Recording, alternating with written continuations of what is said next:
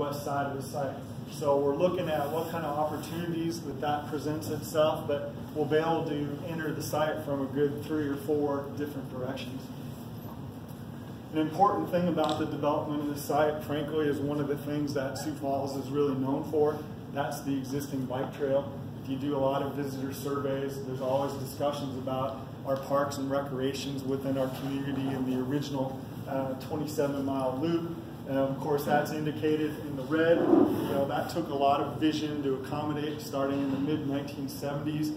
That original loop wasn't finished until about 2007. So that kind of shows you, once we get a vision in our community, how we stay dedicated towards it. And with the completion of that 2007 original loop, we also began work on the Downtown River Greenway. The city of Sioux Falls built 2 phases of that, along Sharapa Place and along the new Hilton Garden Inn. It's designed to go all the way from Faywick Park to Falls Park on both sides of the river. So that's another important part of this redevelopment as well. That downtown trail system is planned to go along the east side of the redevelopment site, or the west side of the river, along the upper falls, along the upper dam, to kind of open up an area that frankly is not very open right now. There is a little bit of existing parkland adjacent to the site as well. That's located here. That's actually called Kiwanis Park.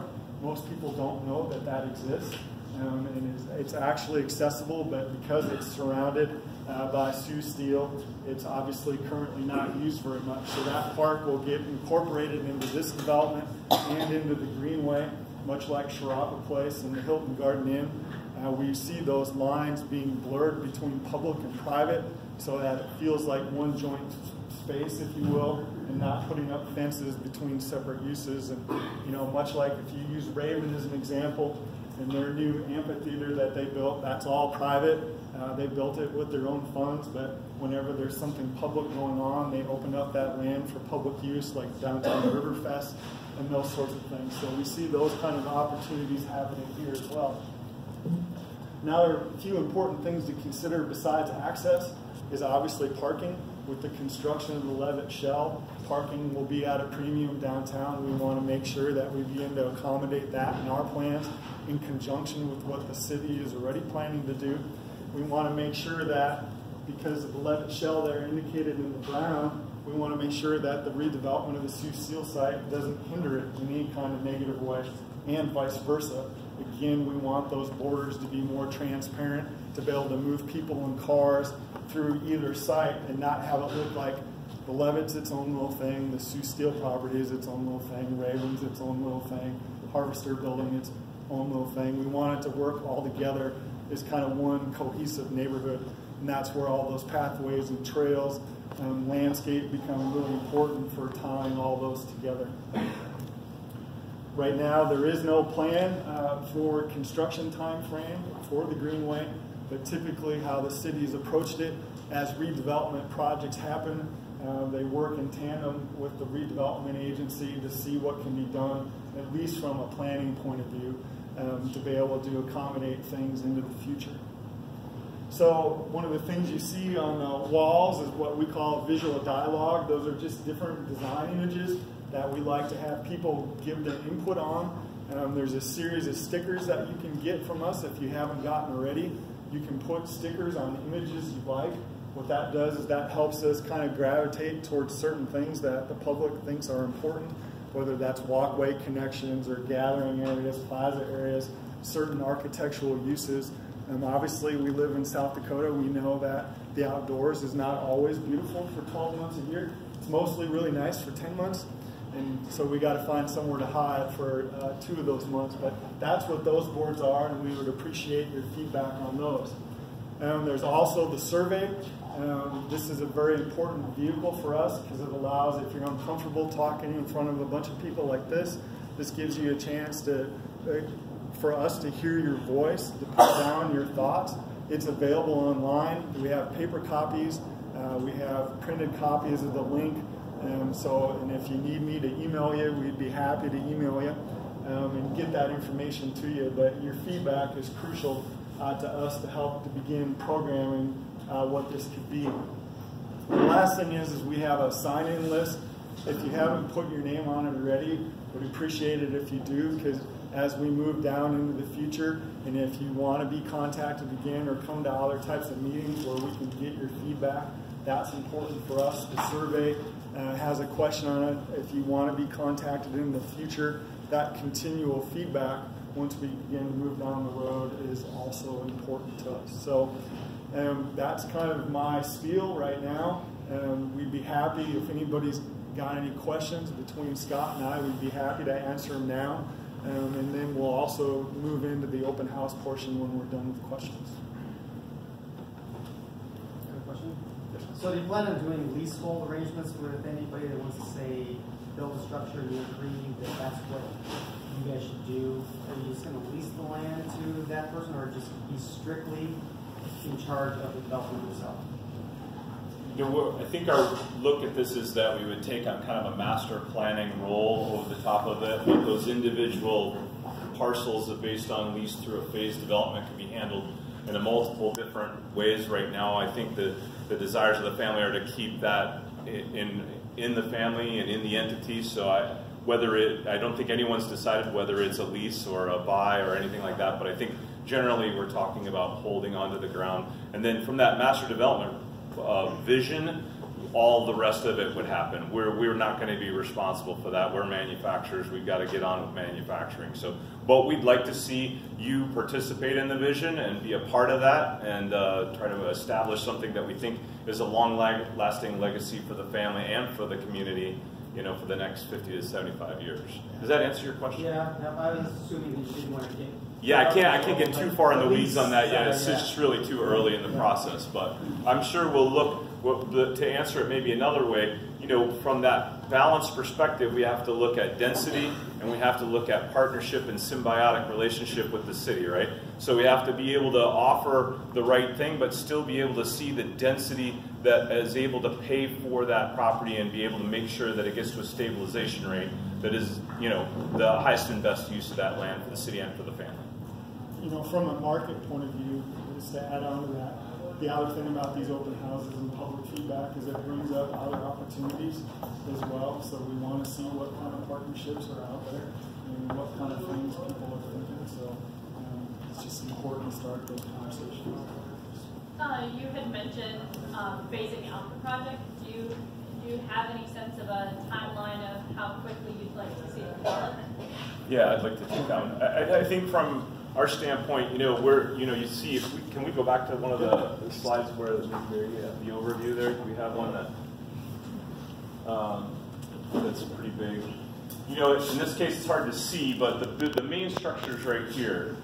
Okay, so right here. So what we're talking about is, you know, being able to continue to ship out of this area for probably the next 2 years, depending on how rapidly this develops and how we go with that, but what ideas are chosen here and so forth. So, but it could be 7 to 10 years before we ever get to the back side of that, and it could be that there's some other use here that eclipses another one there. So, but we do see this phased in fairly long term. I don't know how quickly developments happen, but I know from our standpoint, I can't move the machinery out of here tomorrow. I mean, it just takes, it's all laser leveled and it's all roll forming. So it's going to take us a while to create that whole plan and make it happen. But I could see us in here in the 2 to 3 year time frame, you know, trying to pull stakes. And we'll probably start that process, and it will start with the yard here. We'll move to a separate location, so our laydown yard, instead of shipping products basically to this yard, it'll be in a separate location. And that we think we can accomplish pretty quickly.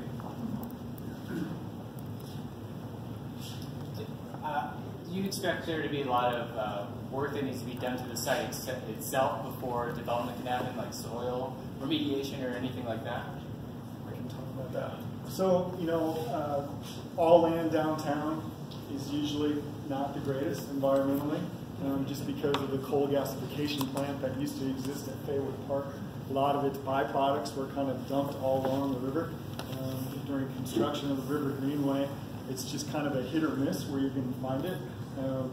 Trying to identify exactly where it's all at on site is kind of like hitting the bullseye every time.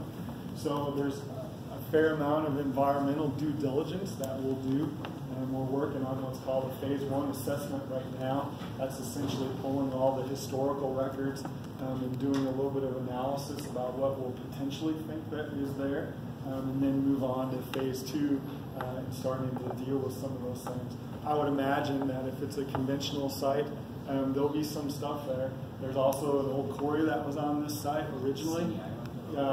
Yep, the island was by here. That was all filled in. So it's frankly hard telling what's all there. We'll just have to see. We don't know the answers to that, but we expect that there will be some.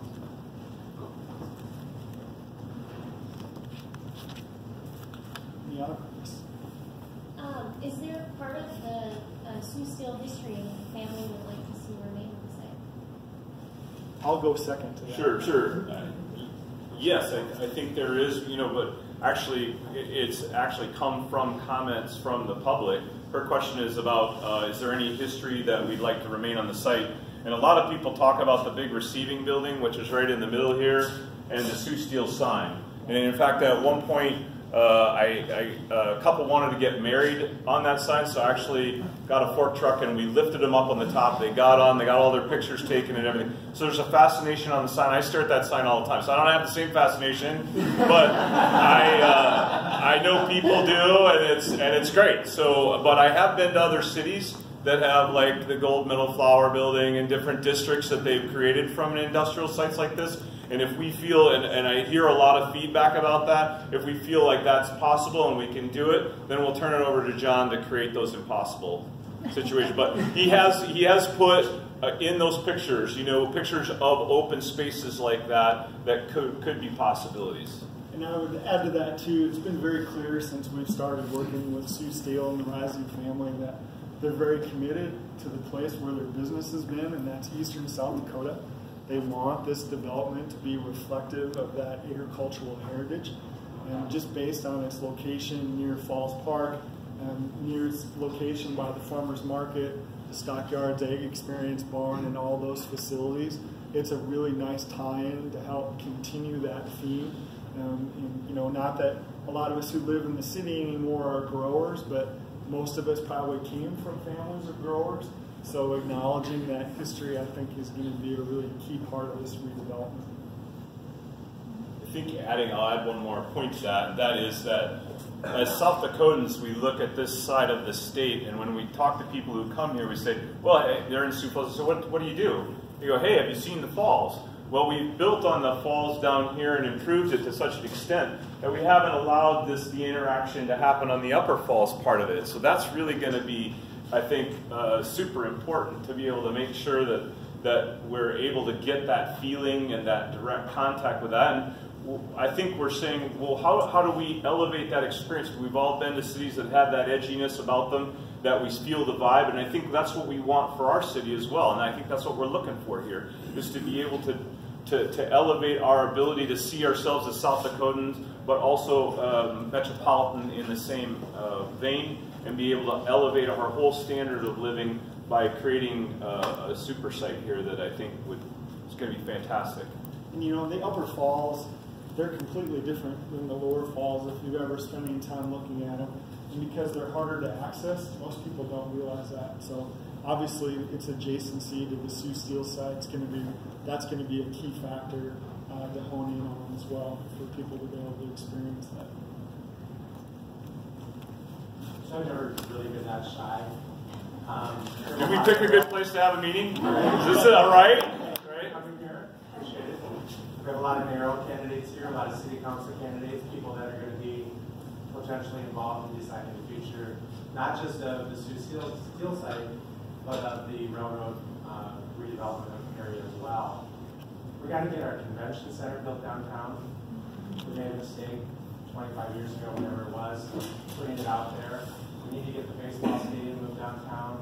We could use another hotel. We should be looking boldly, and city leaders should be courageous in doing the right things for the next 50, 75, 100 years at building items that bring lots more visitors to our great falls, to our great river, to our great downtown, a historic part of our city. And I really hope there's a thorough dialogue and that our city future leaders will be bold about this and think very hard about making big decisions about moving facilities into the downtown core area. That's where cities are strongest. That's where we can potentially get more conventions, more visitors, and that's what's going to help drive Sioux Falls. We need to get that tax base back up where it was. That's right. We have some fantastic candidates. I told you, John, I wouldn't be very quiet. But if we're doing what, 1 million visitors down here, if we can pull 10% or 20% of those to the Upper Falls and continue to expand that. Another idea is we've got so much going on with Christmas time down here with the lights. Can we pull that up the river and continue to make that? Can you think of how fantastic that would be for people and their traffic in the wintertime and in summer and winter? I just think that extension is going to really bring us all the way to downtown, all the way to the falls, and that's really going to, it's going to take a while, but it's going to be fantastic. We've got great mayoral candidates here. Like you said, does anybody want to make a comment at this point? I mean, this is your forum here, Greg. You want to? Well, no tough questions, by the way. I'm so undecided.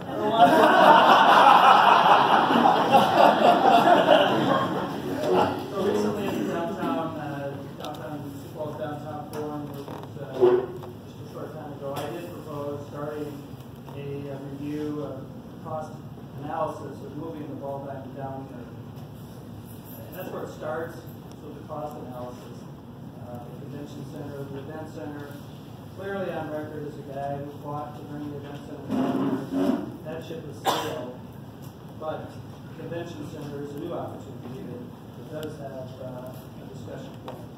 I did want to bring up one question, maybe a little different. First, thank you. Don't take this the wrong way.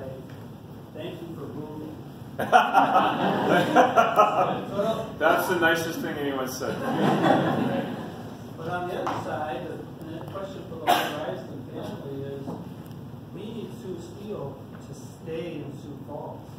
What do we need to do to keep you guys here? Foundation Park is perfect for you guys. What do we need to do to keep you here? Greg, just I think an open and honest dialogue with the city officials, especially the new administration. Good luck to all you guys. That's all we're looking for. I mean, I don't think we've had a really direct, open conversation about that. We'd sure love to have that, whether it's Founders Park or some other area. Our roots are here in Sioux Falls, and a lot of our employees are here as well. So it's not advantageous for us necessarily to move to another community, although we do have land in other communities.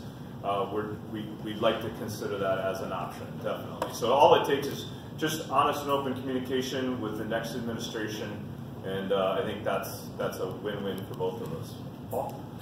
Yeah, since we're getting the floor, I'll take it. Yeah, let's open it up. Get your voice out there. So, Steve and myself and others, we were part of that group that, several years ago fought hard to get our convention center and our Denny downtown. It didn't happen. And so I think it's important to potentially hit the reset button and say, now with this tremendous opportunity we have, what's going to get us the biggest bang for our buck? And someone asked me yesterday, they said, give me a specific idea of what you'd like to see downtown, like really specific. And I said, I would like to see a 200,000 square foot convention center with an attached 4 to 5 star, 400 room hotel. That's super specific. But I think that opens up a whole new world of what will come to our city. Yeah. We currently lose sales tax revenue and events here because they come and they go to our current convention center and they have a good experience, but it's not as great of experience if they go to a downtown location in Lincoln or in Omaha or Des Moines. So we got to use this property to get more competitive and also use it as a way to attract workforce and workers, young people who will look at, okay, they're doing progressive things in their downtown that will help with workforce development down the road. So you want a real specific thing? That's there you go. Specific thing. That's what we're looking for, specific, good ideas like that. You bet. It's all on the table.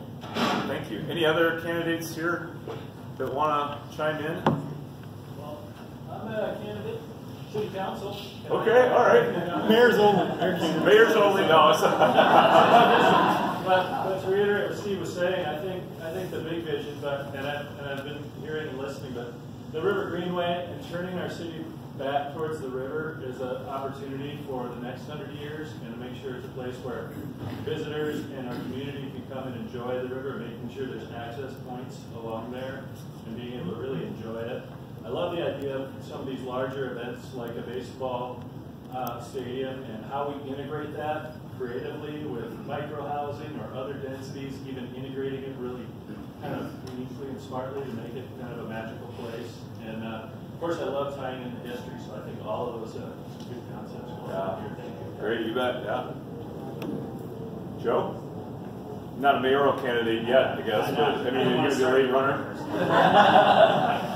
No, I guess I would circle back to Steve's point, just for the city leaders to really think of what's going to have the most impact for Sioux Falls. And, you know, I think a convention center would be great, a baseball stadium would be great. I don't think that we should necessarily limit ourselves with just those options, though, and I think that we need to think, again, to your point, in the next 50, 75 years, you know, what kind of legacy are we going to create for future generations? And with almost 11 acres of contiguous acres downtown, right next to the falls, right next to Falls Park, we've got one bite at this apple to create something for future generations to really take pride in. And I think we have an opportunity to create an identity for Sioux Falls that that fosters a community that is worth fighting for our future generations. And so, just I wouldn't limit your imagination to anything. Look for the stars. Great. Thank you. I'm a city council candidate, John Paulson, and I think what this does for us is lifts up the opportunity to coordinate our planning efforts. I think it's the additional piece that will stimulate that, and we should be wide open, but we should have something in mind.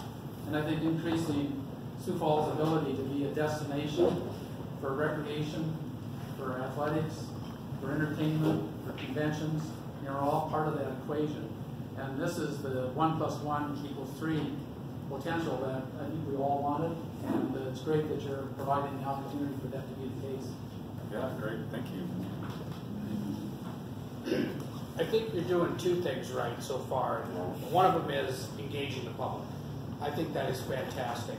You should be really applauded for that, because